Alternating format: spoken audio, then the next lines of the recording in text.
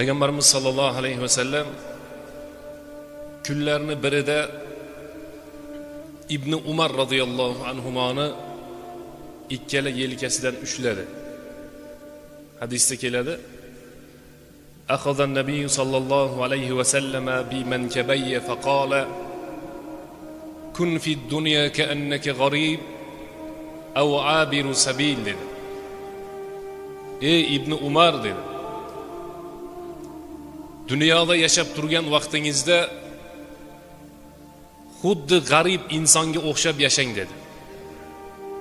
Aw abiru sabil, yoki yo'ldan o'tib ketadigan yo'lovchiga o'xshab yashang dedi. Boshqa hadisda payg'ambarimiz sollallohu alayhi vasallam innalloha la yanzuru ila suwarikum wala ila ajsamikum. Alloh subhanahu va taolo sizlarni tashqi ko'rinishlaringga qaramaydi dedi.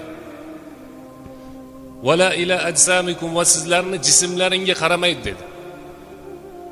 Walakin yanzuru ila qulubikum va a'malikum, lekin Alloh subhanahu va taolo sizlarni qalblaringlarga qaraydi dedi.